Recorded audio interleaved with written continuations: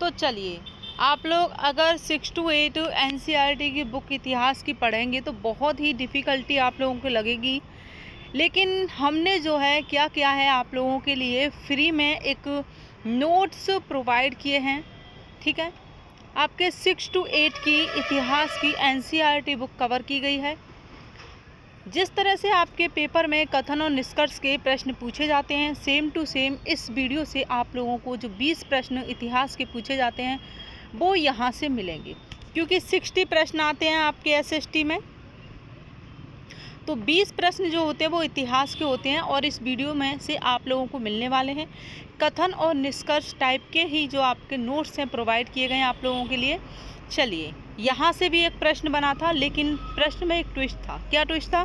देखिए, 1817 में स्कॉटलैंड के अर्थशास्त्री और राजनीतिक दार्शनिक जेम्स मिल ने 3 विशाल खंडों में ए हिस्ट्री ऑफ ब्रिटिश इंडिया, जो इनकी पुस्तक है, इसको 3 शब्द हिंदू, मुस्लिम और ब्रिटिश की जगह कोई और शब्द दे दिए गए थे ताकि जो कैंडिडेट्स हैं वो कंफ्यूज हों।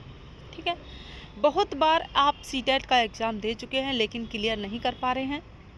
इस चैनल से जुड़ जाना 100% गारंटी के साथ आप लोगों का सीटेट क्लियर होगा पहली बार में। लेकिन हाँ, जैसा बताया जाएगा उसी तरह से आपको पढ़ना होगा। इस पूरी वीडियो को आप जितनी बार हो सके उतना देख लेना। इससे मेरा कोई फ़ायदा नहीं होगा। यहाँ पर फ्री में आप लोगों के लिए ये जो वीडियो है प्रोवाइड की गई, नोट्स प्रोवाइड किए गए। अगर आप कहीं से भी बैच खरीदते हैं तो इसी तरह का कंटेंट आप लोगों को देखने को मिलेगा, लेकिन उसमें आप लोगों को पे करना होगा। ठीक, चलिए, यहाँ पर आपको ज़्यादा कुछ नहीं जानना है, सिर्फ जैसे कि BCE का मतलब आप जान लेना, बिफोर कॉमन एरा, और यहाँ पर CE का मतलब जान लेना, कॉमन एरा, एंड AD का मतलब यहाँ पर समझ लेना, एनो डोमिनी। ठीक है, तो यहाँ से ज़्यादा कुछ नहीं पूछा जाता है, इसलिए मैंने आपको मोटी मोटी जानकारी दी है। चलिए नेक्स्ट चलते हैं। इस तरह के कथन मिलते हैं आपको, निष्कर्ष भी मिलते हैं, तो ऐसे ही हमने जो है नोट्स बनाए हैं। यहाँ पर इंडिया शब्द इंडस से निकला है, जिसे संस्कृत में सिंधु कहा जाता है। ठीक है, भरत समूह कबीला का उल्लेख संस्कृत की आरंभिक लगभग 3500 वर्ष पुरानी कृति ऋग्वेद में मिलता है। बाद में इसका प्रयोग भारत देश के लिए किया जाने लगा।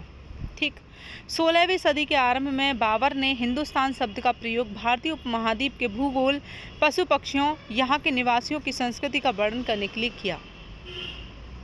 एंड स्कॉटलैंड के अर्थशास्त्री हैं, ये आपको बता दिया है, ये प्रश्न आपका बना था। अब पांडुलिपियों की बात कर रहे हैं और अभिलेख पत्थर की बात करें तो पांडुलिपियाँ क्या होती हैं? ये जो हैं ताड़पत्र और हिमालय क्षेत्र में जो उगते हैं भुर्ज नामक पेड़ की छाल से विशेष तरीके से तैयार भोजपत्र पर लिखी हुई मिलती हैं। अब यहाँ पर अभिलेख पत्थर जो होते हैं वो कठोर धातु पर सतहों पर उत्कीर्ण किए हुए मिलते हैं। ठीक है, वर्तमान अफगानिस्तान के कंधार से प्राप्त लगभग 2250 वर्ष पुराना अशोक का एक अभिलेख इस क्षेत्र में प्रयुक्त होने वाली यूनानी तथा अरमाइक नामक 2 भिन्न लिपियों और भाषाओं में है। ठीक है, एंड नेक्स्ट देखते हैं। अभिलेखागार एक ऐसा स्थान है जहाँ पर क्या होता है, जो पांडुलिपियाँ और दस्तावेज हैं वो रखे जाते हैं। ठीक है, संग्रहित किए जाते हैं। मध्यकाल में छापेखाने नहीं थे। किस काल में? मध्यकाल में। इसलिए लिपिक या नकलबीस हाथ से ही पांडुलिपियों की प्रतिलिपि बनाते थे। ठीक है, हस्तलिखित लिपि जो होती है वो बाईं ओर, और भाई ये जो है इन्हें सिर्फ फारसी और अरबी के जानकार पढ़ सकते हैं। ठीक, लेकिन जो है सिकत लिपि होती है ये दाईं ओर, ये क्या है, अधिक संघन होती है, संक्षिप्त होती है और कठिन होती है। ठीक है, क्या होती है? दाईं ओर अधिक संघन, संक्षिप्त और कठिन होती है। इसको पढ़ना आसान नहीं होता है, ये आपको पहले बता देते हैं, पढ़ना इसको इतना आसान नहीं होता है। औपनिवेशिक काल में तहसील के दफ्तर, ये ज़्यादा महत्वपूर्ण नहीं है। चलिए यहाँ से जानते हैं।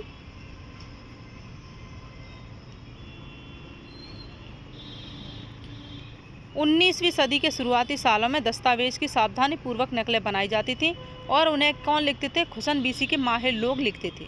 BC या सुलेखन BC ऐसे लोग होते थे जो बहुत सुंदर चीज़ें ढंग से लिखते थे। भारतीय इतिहास में चांदी का सिक्का लगभग 2500 वर्ष पूर्व में प्रचलन था। ठीक है, एंड मिस्र के उत्तरी तट पर रोसेटा नाम का एक कस्बा है। यहाँ से एक ऐसा उत्कीर्णित पत्थर मिला है जिस पर एक ही लेख यानी कि एक लिखाई है, वो कि 3 भाषाओं में और लिपियों में लिखी हुई मिली है। ठीक है, और इसमें क्या है कि राजा और रानियों के जो नाम है एक छोटे से फ्रेम में दिखाए गए हैं और इसको क्या कहते हैं? कारतूस कहते हैं। ठीक है, यहाँ पर अब नेक्स्ट चलते हैं। जब इतिहासकार ऐतिहासिक पत्रों, ये आपका पूछा गया है, ठीक है, यहाँ तक आप लोगों का पूछा गया है, यहाँ तक कथन और निष्कर्ष दोनों इसी में है। देखिए, जब इतिहासकार ऐतिहासिक पत्रों, मानचित्रों एवं ग्रंथों को पढ़ते हैं तब उन्हें विभिन्न ऐतिहासिक प्रसंगों के प्रति संवेदनशील होना चाहिए। कथन हमारा सही है, ठीक है। अब यहाँ पर निष्कर्ष पूछा गया था, क्योंकि इतिहास अलग अलग समूह के लोगों के लिए अलग अलग होता है, तो इसमें भी कैंडिडेट्स कंफ्यूज हो जाएगा अगर कुछ देखा जाए तो यहाँ पर, ठीक है। तो ये हो गया आपका 19वीं सदी के शुरुआती सालों में दस्तावेजों की सावधानीपूर्वक नकलें बनाई जाती थी, उन्हें कुशन बीसी के माहिर लोग लिखते थे। ओके, चलिए, वे लोग जो भारतीय उपमहाद्वीप में 20 लाख वर्ष पहले रहा करते थे, आज उन्हें आखेटक खाद्य संग्राहक के नाम से जाना जाता है। पुरातत्वविदों के अनुसार आखेटक खाद्य संग्राहक अपने कार्यों के लिए पत्थर, लकड़ियों, हड्डियों के औजारों का उपयोग करते थे।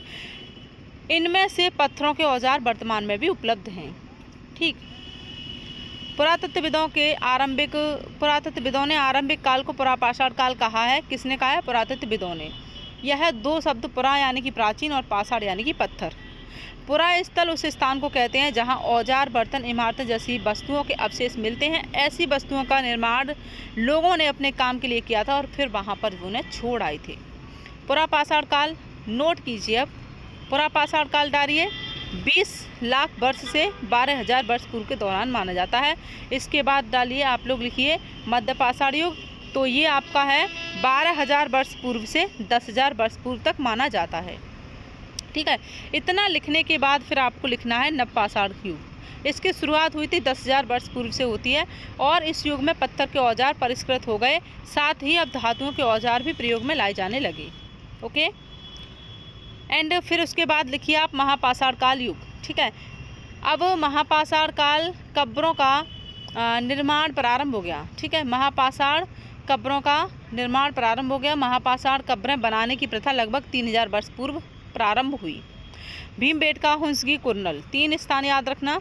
पुरास्थल है, यहाँ पर आखेटक खाद्य संग्राहकों के होने के प्रमाण मिले हैं। भीमबेटका आधुनिक मध्य प्रदेश में, ठीक है। ये एक ऐसा स्थल है, पुरास्थल है, जहाँ पर गुफाएं व कंदराएं मिली हैं। इतना आसान हिस्ट्री को कवर करना नहीं होता है, ठीक है, इसलिए जितनी बार हो सके उतनी बार आप लोग देख लेना। कुरनूल गुफा आधुनिक आंध्र प्रदेश में, यहाँ पर क्या मिले हैं? राख के अवशेष मिले हैं। फ्रांस में एक गुफा चित्रकारी का अवशेष मिला है। ये चित्र लगभग 20,000 वर्ष पूर्व से लेकर 10,000 पूर्व के बीच बनाए गए थे। फ्रांस की गुफा में घोड़े, ठीक है, फ्रांस की गुफा में घोड़े, गाय, भैंस, गेंडा, रेनडियर, बाहर सिंगा एंड सुअर के गहरे चमकीले रंगों से चित्रित मिले हैं। गहरे चमकीले रंगों को लौह अयस्क और चारकोल जैसे खनिज पदार्थों से बनाया जाता था।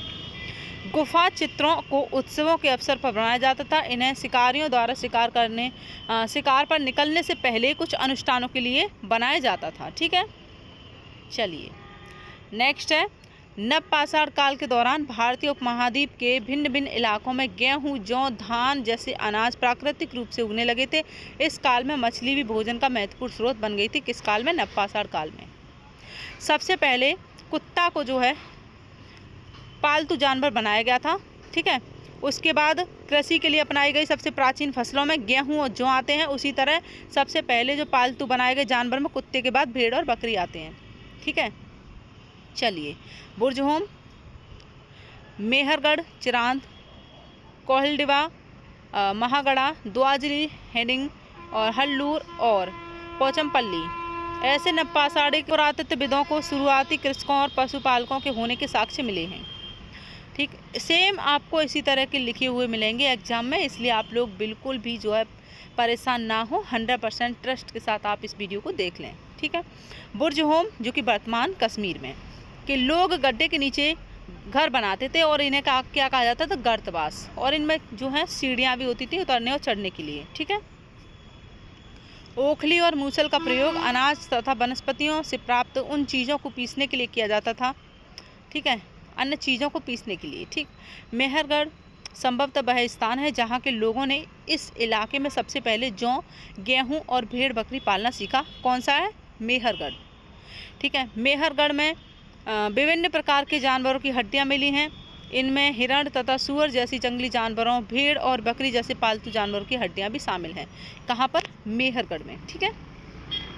एंड नवपाषाण युग के सबसे प्रसिद्ध पुरास्थलों में एक चताल हुइक तुर्की में से है, ठीक है, तुर्की में है। यहाँ दूर दराज स्थानों में से कई चीज़ें लाई जाती थी और इनका प्रयोग किया जाता था, जैसे सीरिया से लाया गया चकमक पत्थर, सीरिया से लाया गया, और लाल सागर की कोड़ियाँ और भूमध्य सागर की सीपियाँ, ठीक है।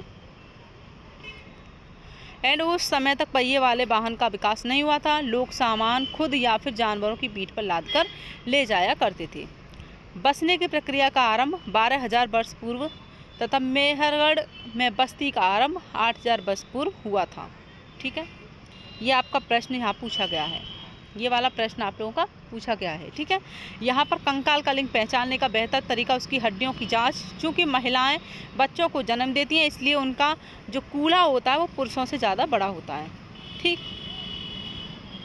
नील नदी के बारे में थोड़ी सी जानकारी जान लेते हैं। नील नदी के आसपास वाले इलाकों को छोड़कर मिस्र का अधिकांश भाग रेगिस्तान है, बिल्कुल। और लगभग 5,000 वर्ष पूर्व मिस्र में शासन करने वाले राजाओं ने सोना, चांदी, हाथी दांत, लकड़ी, हीरे जवाहरात लाने के लिए अपनी सेनाएं दूर दूर तक भेजी।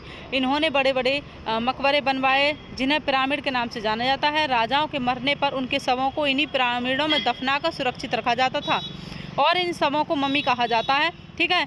उनके शवों के साथ और भी चीज़ें जो है दफनाई जाती थी, जैसे कि कोई भी खाद्यान्न की चीज़ हो, पेय पदार्थ हो और कोई भी अस्त्र शस्त्र हो, तो उनको लगता था कि इन्हें जो है ज़रूरत पड़ सकती है इस चीज़ की, ठीक है। तो ये था। एंड इसके बाद जान लेते हैं बहुत ही महत्वपूर्ण जानकारी आप सभी के लिए। हड़प्पा सभ्यता कांस्य युग सभ्यता है, इसे ऐतिहासिक काल के अंतर्गत भी रखा जाता है। हड़प्पाई शहरों का निर्माण लगभग 4,700 वर्ष पूर्व हुआ था, ओके। हड़प्पा सभ्यता के नगर आधुनिक पाकिस्तान के पंजाब, सिंध प्रांतों, भारत के गुजरात, राजस्थान, हरियाणा और पंजाब प्रांतों में मिले हैं, ओके। एंड हड़प्पाई स्थल मोहनजोदड़ो में खास तालाब बनाया गया था, जिसे पुरातत्वविदों ने महा स्नानागार कहा है। कालीबंगा और लोथल जैसे अन्य नगरों में अग्निकुंड मिले हैं। कहाँ? कालीबंगा और लोथल, ठीक है, जहाँ संभवतः यज्ञ किए जाते होंगे। हड़प्पा, मोहनजोदड़ो और लोथल जैसे कुछ नगरों में बड़े बड़े भंडार गृह मिले हैं। अब ऐसा नहीं है कि मैं आपको सिर्फ और सिर्फ यही महा मैराथन करा रही हूँ, इसके बाद हम PYQ करेंगे और यहीं से आपको PYQ में प्रश्न देखने को मिलेंगे जो कि आ चुके हैं प्रीवियस ईयर क्वेश्चंस में, ठीक है। हड़प्पा से एक मुहर मिली है, इसके ऊपर एक चिन्ह यानी कि इसके ऊपर के चिन्ह एक खास लिपि में है और भारतीय उपमहाद्वीप में पाए गए लेखन का यह प्राचीनतम उदाहरण है। एंड हड़प्पा सभ्यता के लोग पत्थर की मुहरें बनाते थे। इन आयताकार मुहरें पर सामान्यतः जानवरों के चित्र मिलते हैं। हड़प्पा के लोग तांबे का आयात राजस्थान और पश्चिमी एशियाई देश से, ओमान से, ठीक है, और टिन का आधुनिक ईरान, अफगानिस्तान से, सोने का आधुनिक कर्नाटक से और बहुमूल्य पत्थर का गुजरात से, और गुजरात, ईरान और अफगानिस्तान से किया करते थे, ठीक। पौधों के अवशेषों से पता चलता है कि हड़प्पा के लोग जो है गेहूं, जौ, दालें, मटर, तिल, सरसों उगाते थे, ठीक है। किससे पता चलता है? पौधों के अवशेषों से। हड़प्पा सभ्यता के कई नगर 2 भागों में विभक्त थे, वहीं धोलावीरा नगर को 3 भागों में बांटा गया। गुजरात की खंबात की खाड़ी में मिलने वाली साबरमती की एक उपनदी भोगवा के किनारे बसा लोथल नगर पत्थरों, शंखों और धातुओं से बनाई गई चीज़ों का एक महत्वपूर्ण केंद्र था, ठीक। कुछ विद्वान का कहना है कि नदियों के सूख जाने के कारण हड़प्पा सभ्यता का पतन हो गया। कुछ विद्वान तो यही कहते हैं, लेकिन कुछ विद्वानों का मानना यह भी है कि जंगलों का विनाश हो गया था, इस कारण ईंटें पकाने के लिए ईंधन की कमी हो गई थी, इस वजह से जो है हड़प्पा सभ्यता का पतन हो गया, ठीक। एंड इनाम गांव नामक स्थल पर वयस्क लोगों को प्राय गड्ढे में सीधा लिटाकर दफनाया जाता था और इनका जो सिर होता था वो उत्तर दिशा की ओर होता था, ठीक है। चलिए नेक्स्ट है, वेदों की संख्या कितनी होती है? 4 होती है। कौन कौन से होते हैं? ऋग्वेद, सामवेद, यजुर्वेद, अथर्ववेद। ऋग्वेद सबसे पुराना वेद है, जिसकी रचना लगभग 3500 वर्ष पूर्व हुई थी। इसमें 1000 से ज़्यादा प्रार्थनाएं, जिन्हें सूक्त कहा जाता है, ठीक है। ऋग्वेद का उच्चारण और श्रवण किया जाता, ना कि पढ़ा जाता था। रचना से कई सदियों बाद इसे पहली बार लिखा गया। इसे छापने का काम तो मुश्किल से 200 साल पहले हुआ। ऋग्वेद के कुछ सूक्त वार्तालाप के रूप में है। विश्वामित्र नामक ऋषि और देवियों के रूप में पूजित दो नदियों ब्यास और सतलुज के बीच एक संवाद इसका एक उदाहरण है। पूर्वोत्तर प्रदेशों में तिब्बत बर्मा परिवार की भाषाएं बोली जाती हैं। तमिल, तेलुगु, कन्नड़, मलयालम द्रविड़ भाषा परिवार की हैं। एंड जबकि झारखंड और मध्य भारत के कई हिस्सों में बोले जाने वाली भाषाएं ऑस्ट्रो एशियाटिक परिवार से जुड़ी हैं। ठीक है। एंड ऋग्वेद में जनता या पूरे समुदाय के लिए दो शब्दों का प्रयोग किया जाता था। एक था जन, जिसका प्रयोग हिंदी व अन्य भाषाओं में आज भी होता है। दूसरा था विष, जिससे वैश्य शब्द से निकला है। दास में महिला और पुरुष होते थे। जैसे कि कोई भी युद्ध है उसमें उन्हें बंदी बनाया जाता था और उन्हें उनके मालिक की जायदाद माना जाता था। ठीक है। जो भी काम मालिक चाहते थे उन्हें वह सब करना पड़ता था। अब वहाँ ब्रह्मगिरी से प्राप्त एक व्यक्ति की कब्र में 33 सोने के मनके और शंख पाए गए हैं। वहीं एक कब्र से प्राप्त दूसरे कंकाल के पास सिर्फ कुछ मिट्टी के बर्तन, जैसे आपको पहले ऊपर बताया था हमने, इन्हें भी साथ में दफनाया जाता था। यह दफनाए गए लोगों की सामाजिक स्थिति में भिन्नता को दर्शाता है। ठीक है। युद्ध क्षेत्र में राजा का सारथी ही उनका सहचर होता था। यज्ञ के अवसर पर वह राजा की विजयों तथा गुणों का गान करते थे, अन्य गुणों का। आज से लगभग 2000 वर्ष पूर्व चरक नाम का एक प्रसिद्ध वैद्य हुए थे, चरक नाम के। उन्होंने चिकित्सा शास्त्र पर चरक संहिता नामक पुस्तक लिखी और वे कहते हैं कि मनुष्य के शरीर में 360 हड्डियां होती हैं। अश्वमेध यज्ञ में एक घोड़े को राजा के लोगों की देख रेख में स्वतंत्र विचरण करने के लिए छोड़ दिया जाता था। जैसे आपने रामायण में देखा होगा, जो राम जी ने जो है अश्वमेध कराया था, तो घोड़ा तो लवकुश ने उन्हें पकड़ लिया था, तो युद्ध करना पड़ा था लवकुश से। ठीक है। तो महायज्ञों को करने वाले राजा अब जन के राजा ना होकर जनपदों के राजा माने जाने लगे। जनपद का सामान्य अर्थ होता है जन की बसने वाली जगह। ठीक है। जन के बसने की जगह। लोग मिट्टी के बर्तन भी बनाते थे। इनमें कुछ धूसर और कुछ लाल रंग के होते थे। इन पुरास्थलों में कुछ विशेष प्रकार के बर्तन मिले हैं जिन्हें चित्रित धूसर पात्र के नाम से भी जाना जाता है। ठीक है। एंड करीब 2500 वर्ष पूर्व कुछ जनपद अधिक महत्वपूर्ण हो गए। इन्हें महाजनपद कहा जाने लगा। अधिकतर महान जनपदों की एक राजधानी होती थी। फसलों पर लगाए गए कर सबसे महत्वपूर्ण थे, क्योंकि अधिकांश लोग कृषक ही थे। प्राय उपज का 1/6 भाग कर के रूप में निर्धारित किया जाता था। ठीक है। मगध में दो बहुत ही शक्तिशाली शासक बिंबिसार और अजातशत्रु हुए। अन्य जनपदों को जीतने के लिए ये हर संभव साधन अपनाते थे। महापद्मानंद एक और महत्वपूर्ण शासक था। तो ये छोटी छोटी चीज़ें आप लोगों को याद रखनी होंगी। मगध के नज़दीक ही बज्जी राज्य था, जिसकी राजधानी वैशाली यानी बिहार थी। यहाँ एक अलग किस्म की शासन व्यवस्था थी, जिसे गढ़ या संघ कहती थी। नेक्स्ट है यहाँ पर, यह आप लोगों को पता ही होगा इसके बारे में, जैसे कि वैशेषिक, न्याय दर्शन, सांख्य दर्शन और योग, पूर्व मीमांसा, वेदांत या उत्तर मीमांसा के नाम से जानी जाती हैं। ठीक है। भारत द्वारा सत्य की बौद्धिक खोज का प्रतिनिधित्व दर्शन की 6 शाखाओं ने किया है। तो ये 6 शाखाएँ हैं और इन दर्शन की 6 शाखाओं की पद्धति की स्थापना जो कि ऋषि कणाद, गौतम, कपिल, पतंजलि, ठीक है, जैमिनी और व्यास द्वारा की गई थी। तो ये छोटी सी जानकारी है। ठीक है। इसे भी आप ध्यान में रखना। इसके बाद आश्रम व्यवस्था के बारे में थोड़ी सी जानकारी आप जो है जान लेना, क्योंकि देखिए सीटेट में यहाँ से भी जो प्रश्न है वो बनता है। ठीक है। जैसे ब्रह्मचर्य, गृहस्थ, वानप्रस्थ, संन्यास 4 आश्रमों की व्यवस्था की गई है। तो आप जो है यहाँ पर जैन तथा बौद्ध धर्म जिस समय लोकप्रिय हो रहे थे, लगभग उसी समय ब्राह्मणों ने आश्रम व्यवस्था का विकास किया। यहाँ आश्रम शब्द का तात्पर्य वो वाला आश्रम नहीं है जो लोग आश्रम में चले जाते हैं, ठीक है, या फिर आश्रय दिया जाता है किसी को। तो ये है कि यहाँ पर जो है इसका तात्पर्य जीवन की एक चरण से है। ब्रह्मचर्य आश्रम, ब्रह्मचर्य, गृहस्थ, वानप्रस्थ और संन्यास 4 आश्रमों की व्यवस्था की गई हैं।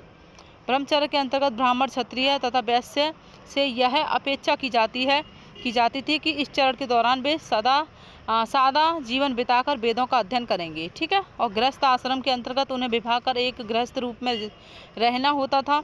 और वानप्रस्थ के अंतर्गत जो है जंगल में रहकर साधना करनी होती थी। और अंततः उन्हें सब कुछ त्याग कर सन्यासी बन जाना होता था। तो यही जानकारी है यहाँ पर छोटी सी, और इसके बाद हम चलते हैं नेक्स्ट। लगभग 2500 वर्ष पूर्व जैन धर्म के 24वें तथा अंतिम तीर्थकार वर्धमान महावीर ने अपने विचारों का प्रसार किया तथा जैन धर्म के वास्तविक संस्थापक बने। महावीर ने अपनी शिक्षा प्राकृत में दी। यही कारण है कि साधारण जन भी उनके तथा उनके अनुयायियों की शिक्षाओं को समझ सकें। मगध में बोली जाने वाली प्राकृत मागधी कहलाती थी, ठीक है, लेकिन ये जो है कठिन भी थी, क्योंकि ये किसानों के लिए इन नियमों का पालन करना कठिन था। क्योंकि देखिए, जब वो फसलें उगाते थे तो कीड़ों मकोड़ों से फसल नष्ट ना हो, इस वजह से कुछ दवा का छिड़काव करते थे। तो इससे क्या होते थे, उन्हें मारना पड़ता था जो कीड़े थे, ठीक है। वर्तमान रूप में उपलब्ध जैन धर्म की शिक्षाएं लगभग 1500 वर्ष पूर्व गुजरात में वल्लवी नामक स्थान पर लिखी गई थी। बौद्ध धर्म के संस्थापक सिद्धार्थ थे, जिन्हें गौतम के नाम से भी जाना जाता है। उनका जन्म लगभग 2500 वर्ष पूर्व हुआ था। आप लोग जो है नोट्स बना लेना इस वीडियो से, ठीक है।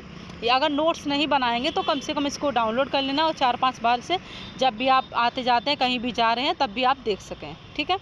गौतम बुद्ध ने ज्ञान प्राप्ति के लिए बोध गया यानी कि बिहार में एक पीपल के नीचे कई दिनों तक तपस्या की। अंततः उन्हें ज्ञान प्राप्त हुआ। इसके बाद से वे बुद्ध के रूप में जाने गए, और उन्होंने पहली बार उपदेश सारनाथ में दिया था, ठीक है। एंड उपनिषदों में कई विचारों का संकलन है। ये उत्तर वैदिक ग्रंथों का हिस्सा थी। उपनिषद का शाब्दिक अर्थ है गुरु के समीप बैठना, ठीक। संघ में रहने वाले बौद्ध भिक्षुओं के लिए बनाए गए नियम विनय पिटक नामक ग्रंथ में मिलते हैं। विनय पिटक से हमें पता चलता है कि संघ में पुरुषों और महिलाओं के रहने की अलग अलग व्यवस्था थी। सारनाथ में बुद्ध ने अपना प्रथम उपदेश दिया था। इसी घटना की स्मृति में यहाँ स्तूप का निर्माण किया गया, जिसे सारनाथ स्तूप के नाम से जाना जाता था। अब जरथुस्त्र की मूल शिक्षा का सूत्र सद्विचार, सद्वचन और सद्कार्य, अर्थात हे ईश्वर, बल, सत्य, प्रधानता एवं सद्विचार प्रदान कीजिए, जिनके जरिए हम शांति बना सकें, ठीक है। जरथुस्त्र एक ईरानी पैगंबर थे। उनकी शिक्षाओं का संकलन जैन अवेस्ता नामक ग्रंथ में मिलता है। जैन अवेस्ता की भाषा तथा इसमें वर्णित रीति रिवाज वेदों की भाषा और रीति रिवाजों से काफ़ी मिलते जुलते हैं, ठीक है। एंड 1000 से अधिक, थोड़ा इसका कलर चेंज कर लेते हैं, 1000 से अधिक वर्षों तक जरथुस्त्रवाद ईरान का एक प्रमुख धर्म रहा। बाद में कुछ जरथुस्त्रवादी ईरान आकर गुजरात और महाराष्ट्र के तटीय नगरों में बस गए। वे लोग आज के पारसियों के पूर्वज हैं। कारले वर्तमान महाराष्ट्र में एक गुफा स्थित है। को भिक्षुणी इस गुफा में रहकर ध्यान किया करते थे। बुद्धिमान भिखारी नामक वार्तालाप छांदोग्य उपनिषद की एक कहानी पर आधारित है। इसमें शौनक एवं अभिप्रतारिण, ठीक है, नामक 2 ऋषि सार्वभौम आत्मा की उपासना करते हुए दिखाई गई। अब किसा गौतमी की कहानी का संबंध महात्मा बुद्ध से है। इस कहानी में किसा गौतमी नामक एक महिला का पुत्र मर जाता है। इस बात से वह इतनी दुखी हुई कि वह अपने बच्चे को गोद लेकर बुद्ध के पास जाती है। बुद्ध अपनी शिक्षा के माध्यम से उसे जीवन का मर्म समझते हैं, ठीक है, जीवन का मर्म समझाते हैं। एक बौद्ध ग्रंथ से ज्ञात होता है कि जिस तरह महासागरों में मिलने पर नदियों की अलग अलग पहचान समाप्त हो जाती है, ठीक उसी तरह बुद्ध के अनुयायी जब भिक्षुओं की श्रेणी में प्रवेश करते हैं तो वे अपना वर्ण, श्रेणी और परिवार सब त्याग देते हैं, ठीक है, क्योंकि सब कुछ त्यागना पड़ता है। एंड व्याकरणविद पाणिनि ने संस्कृत भाषा के व्याकरण की रचना की। उन्होंने, आप लोगों को क्लियर दिख रहा है या फिर नहीं दिख रहा, तो कमेंट्स कर सकते हैं अगर क्लियर नहीं दिख रहा होगा। तो उन्होंने स्वरों तथा व्यंजनों को एक विशेष क्रम में रखकर उनके आधार पर सूत्रों की रचना की। ये सूत्र बीजगणित के सूत्रों से काफ़ी मिलते जुलते हैं। इनका प्रयोग कर उन्होंने संस्कृत भाषा के प्रयोग के नियम लघु सूत्रों, ठीक है, के रूप में लिखे। थोड़ा सा ये मेगास्थनीज के बारे में यहाँ पर जानकारी लिखी हुई है, और वैसे यहाँ से ज़्यादा कुछ नहीं पूछा जाता है। तो हम इसको जो है रहने देते हैं। अगर आप लिखना चाहें तो आप लिख सकते हैं, ठीक है। ये एनसीईआरटी की बुक में आपको लिखा हुआ मिलेगा, बाकी आप इसे पढ़ सकते हैं, ठीक। चलिए नेक्स्ट देखते हैं। चलिए यहाँ पर हम जानते हैं, पाटलिपुत्र आधुनिक पटना का एक विशेष और खूबसूरत नगर है। यह एक विशाल प्राचीर से घिरा है। इसमें 570 बुर्ज और 64 द्वार हैं। 2 और 3 मंजिल वाले घर लकड़ी और कच्ची ईंटों से बने हैं, ठीक। चीन की दीवार के बारे में आप लोग जो है थोड़ा सा जान लीजिए। बाकी चीन की दीवार से कोई भी प्रश्न अभी तक नहीं आया है, ठीक है। तो लगता नहीं है कि यहाँ से कोई भी प्रश्न पूछा जाएगा। चलिए, तो प्रश्न हमारे बनेंगे यहाँ से, जिस तरह आप देख रहे हैं कथन और निष्कर्ष के जो प्रश्न बनेंगे सेम आपको यहीं से मिलेंगे, ठीक है। 100% आप लोगों को यहाँ से प्रश्न देखने को मिलने वाले हैं, अगर आप इस वीडियो को ध्यान से सुनते हैं या देखते हैं। मौर्य साम्राज्य की स्थापना लगभग 2300 वर्ष पूर्व चंद्रगुप्त मौर्य ने की थी। चाणक्य है, कौटिल्य, विष्णुगुप्त, तीनों नाम में से आ सकते हैं। बुद्धिमान व्यक्ति ने चंद्रगुप्त की सहायता की। चाणक्य के कई विचार अर्थशास्त्र नामक पुस्तक में मिलते हैं। अब इस अर्थशास्त्र पुस्तक में ऐसा नहीं है कि कोई इकोनॉमी की बात हो रही है, नहीं, इसमें राजनीति की बात हो रही है, ठीक है। जब एक ही परिवार के कई सदस्य एक के बाद एक राजा बनते हैं तो उन्हें एक ही वंश का कहा जाता है। मेगास्थनीज चंद्रगुप्त के दरबार में पश्चिम एशिया के यूनानी राजा सेल्यूकस निकेटर का राजदूत था। मेगास्थनीज ने जो कुछ देखा उसका विवरण इंडिका नामक पुस्तक में प्रस्तुत किया, ठीक है। तो यहाँ पर आप लोग जो है इसी तरह से आपको प्रश्न देखने को मिलेंगे। अब महत्वपूर्ण जो पॉइंट है आपको बता देते हैं, बाकी आप नोट कर सकते हैं, ठीक है। जैसे धम्म संस्कृत शब्द धर्म का प्राकृत रूप है। अशोक के धम्म में किसी देवता की पूजा अथवा किसी कर्मकांड की आवश्यकता नहीं थी। बाकी हम PYQ कराएंगे और PYQ जो है बहुत ही महत्वपूर्ण रहेंगे आप लोगों के लिए। प्रॉपर हम आपको NCERT के, ठीक है, तो SST ही कवर कराएंगे और हो सकता है कि CDP की कुछ महत्वपूर्ण जो है वीडियो आप लोगों को प्रोवाइड करें। जैसे कि आप लोगों को जीन प्याजे समझ में नहीं आता है बहुत सारे कैंडिडेट्स को कि आखिरकार जीन प्याजे जो चर्चा है वो कहना क्या चाह रहे हैं, ठीक है, और लेव वाइगोत्स्की, ठीक है। चलिए, संदेशवाहक एक जगह से दूसरी जगह घूमते रहते थे और राजा के जासूस अधिकारियों के कार्यकलाप पर नज़र रखते थे। मौर्य साम्राज्य के उभरने से थोड़ा पहले, लगभग 2400 वर्ष पहले, चीन में सम्राटों ने चीन की दीवार का निर्माण शुरू किया। इसे बनाने का उद्देश्य उत्तरी सीमा की पशुपालक लोगों से रक्षा करना था, ठीक है।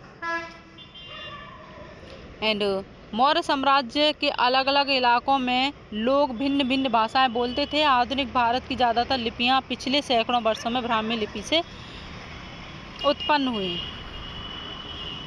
रोम शहर के बारे में थोड़ा सा आप लोग जान लेना, और यहाँ पर आप लोग इसकी स्क्रीनशॉट लेकर इसको लिख सकते हैं, इसको नोट कर सकते हैं रोम शहर के बारे में, ठीक है। चलिए, एंड नालंदा के बारे में जान लेते हैं थोड़ी सी जानकारी। नालंदा यानी कि शिक्षा का एक विशिष्ट केंद्र। हैंसांग तथा अन्य तीर्थयात्रियों ने उस समय के सबसे प्रसिद्ध बौद्ध विद्या केंद्र नालंदा बिहार में यानी कि जो अध्ययन किया, उसे नालंदा के बारे में इस प्रकार लिखा है। यहाँ के शिक्षक योग्यता तथा बुद्धि में सबसे आगे हैं।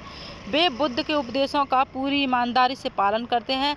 मठ के नियम काफ़ी सख्त हैं जिन्हें सबको मानना पड़ता है। पूरे दिन वाद विवाद चलते ही रहते हैं, जिसे तथा वृद्ध दोनों ही एक दूसरे की मदद करते हैं। विभिन्न शहरों से विद्वान लोग अपनी शंकाएं दूर करने के लिए यहाँ आते हैं। नए आगंतुकों से पहले द्वारपाल ही कठिन प्रश्न पूछते हैं, ठीक है। चलिए, ईसाई धर्म के बारे में थोड़ा सा जान लीजिए। बाकी ईसाई धर्म से जो है प्रश्न आप लोगों के बनते हैं। चलिए, तो करीब 2000 वर्ष पूर्व पश्चिमी एशियाई में ईसाई धर्म का उदय हुआ। ईसा मसीह का जन्म बेथलेहम में हुआ, ठीक है, जो उस समय रोमन साम्राज्य का हिस्सा था। ईसा मसीह ने स्वयं को इस संसार का उद्धारक बताया। उन्होंने दूसरों को प्यार देने और उसी तरह दूसरों पर विश्वास करने का उपदेश दिया जिस तरह जिस तरह हर व्यक्ति दूसरों से प्यार करता है, विश्वास की उम्मीद करता है। बाइबल में ईसा मसीह के उपदेशों की बातें लिखी हैं और ईसा मसीह के उपदेश साधारण लोगों को बहुत पसंद आए। जी हाँ, इसमें यहाँ से एक प्रश्न बना है, ठीक है, यहाँ से भी एक प्रश्न बना है, साधारण लोगों को बहुत ज़्यादा पसंद आए और धीरे धीरे ये पश्चिमी एशिया, अफ्रीका तथा यूरोप में फैल गए। आप लोग जब PY को देखेंगे तो आपको लगेगा कि अरे हाँ, ये तो उसी वीडियो में से सारे प्रश्न मिल रहे हैं। तो ऐसा ही आपका देखने को मिलेगा, ठीक है, एग्जाम में भी। एंड अब जान लेते हैं यहाँ पर भारतीय उपमहाद्वीप में लोहे का प्रयोग 3000 वर्ष पूर्व प्रारंभ हुआ। महापाषाण कब्रों में लोहे के औजार और हथियार की बड़ी संख्या में मिले हथियार और करीब 2500 वर्ष पूर्व लोहे के औजारों के बढ़ते उपयोग का प्रमाण मिला है। एंड देश के उत्तरी हिस्सों में गांव का प्रधान व्यक्ति ग्राम भोजक कहलाता था। जो गांव का प्रधान व्यक्ति था, यानी कि गांव का जो प्रधान व्यक्ति था, वो ग्राम भोजक कहलाता था। अक्सर एक ही परिवार के लोग इस पद पर कई पीढ़ियों तक बने रहते थे, यानी कि यह पद आनुवंशिक था, ठीक है। गांव के स्वतंत्र कृषकों को गृहपति कहते हैं। इसमें ज़्यादातर छोटे किसान होते थे। अधिकांश गांव में लोहार, कुम्हार, बढ़ई तथा बुनकर जैसे कुछ शिल्पकार होते थे। यहाँ से आप लोगों के प्रश्न पूछे जाएंगे, याद रखना, आप लोग फिर बाद में पछतावा होगा अगर नहीं देखेंगे तो। अनेक संगम कवियों ने उन मुखियाओं की प्रशंसा में कविताएं लिखी हैं जो उन्हें कीमती जवाहरात, सोने, घोड़े, हाथी, रथ, सुंदर कपड़े दिया करते थे। आहत सिक्के सामान्यतः आयताकार और कभी कभी वर्गाकार या गोल होते थे, ठीक है। ये या तो धातु की चादर को काटकर या धातु की चपटी गोलिकाओं से बनाए जाते थे। इन सिक्कों पर कुछ लिखा हुआ नहीं था, ठीक है, बल्कि इन पर कुछ चिन्ह ठप्पे से बनाए जाते थे, ठप्पे से, इसलिए ये आहत सिक्के कहलाए। ठीक, तमिल की प्राचीनतम रचनाओं को संगम साहित्य कहते हैं। इनकी रचना करीब 2300 वर्ष पूर्व की गई। इन्हें संगम इसलिए कहा जाता है क्योंकि मदुरै के कवियों के सम्मेलनों में इनका संकलन किया जाता था। चलिए नेक्स्ट देखते हैं, ठीक है। यहाँ पर सूत काटने और बुनने के नियम का वर्णन कौटिल्यकृत अर्थशास्त्र में है। इसमें वर्णन किया गया है कि एक विशेष पदाधिकारी की देखरेख में कारखानों में सूत की कटाई और बुनाई की जाती थी, ठीक है। ऊन, पेड़ों की छाल, कपास, पटुआ, ठीक है, तथा सन को तैयार करने में काम में विधवाओं, सक्षम अक्षम महिलाओं, भिक्षुणियों और वृद्ध वैश्याओं, राजाओं की अवकाश प्राप्त दासियों, सेवाओं और अवकाश प्राप्त देवदासियों को लगाया जा सकता है। ये आपको पहले ऊपर बता दिया है। जो हिंदू शब्द है वो इंडिया शब्द की तरह ही सिंधु या इंडस से निकला है, ठीक है। चलिए नेक्स्ट देखते हैं। यहाँ पर आप जो है स्क्रीनशॉट लेकर इनकी अपने नोट्स बना सकते हैं, ठीक है। चलिए आप इसकी स्क्रीनशॉट ले सकते हैं। जैसा कि यहाँ पर हर्षवर्धन के दरबारी कवि बाणभट्ट ने संस्कृत में उनकी जीवनी हर्षचरित लिखी है। इसमें हर्षवर्धन की वंशावली देते हुए उनके राजा बनने का तक वर्णन है, ठीक है। हर्षवर्धन ने नर्मदा नदी को पार कर दक्कन की ओर आगे बढ़ने की कोशिश की। तब चालुक्य नरेश पुलकेशिन द्वितीय ने उन्हें रोक दिया था, ठीक है। चलिए तो आप जो है यहाँ पर हम आपको दिखा देते हैं चीन में कागज़ का आविष्कार। जिस तरह से आप यहाँ पर लिखा हुआ उसी तरह से नोट कर सकते हैं। अगर तिथियों पर बात करें तो ये तो आपको नोट ही करनी पड़ेंगी, इसके बारे में तो हम आपको ज़्यादा ये भी नहीं कर सकते कि आप लोगों को कोई कहानी बता दें, तो आप इसे नोट कीजिए, ठीक है। चलिए चीन में कागज़ का आविष्कार ऊपर भी आया था, इसमें अभी ये भी है। चलिए तो यहाँ पर आपको थोड़ा थोड़ा हम करके दिखा देते हैं। आप इसकी बाकायदा स्क्रीनशॉट ले सकते हैं और नोट बना सकते हैं। ठीक है, क्योंकि वीडियो फिर ज़्यादा लंबी हो जाएगी, इसलिए आप लोगों को यहाँ पर नहीं करा रहे हैं। चलिए, तो यहाँ पर नागवट की उपलब्धियाँ, थोड़ी सी जानकारी यहाँ पर लिखी हुई है, आप इसे लिख सकते हैं। ठीक है, चलिए, भूमि के प्रकार। ठीक है, यहाँ पर भूमि के प्रकार के बारे में जैसे चोल अभिलेखों में भूमि की विभिन्न कोटियों का उल्लेख मिलता है, ये सब आप लिख सकते हैं। ये आप इसका स्क्रीनशॉट लेकर खुद से लिख सकते हैं, तो ज़्यादा आप लोगों को याद रहेगा। ठीक है, अब यहाँ पर तांग वंश के युग का चिन्ह, इसका भी स्क्रीनशॉट ले सकते हैं। कुछ ज़्यादा ही बड़ा हमने यहाँ पर इसको टाइप किया है, बाकी आप यहाँ पर जो है अब यहाँ से स्टार्ट होता है। ठीक है, तो इसी में से हम आपको PYQ कराएंगे, तो आप लोग जो है यहाँ पर आपको दिखा दें, इसमें से आप लोगों को PYQ कराया जाएगा। ठीक,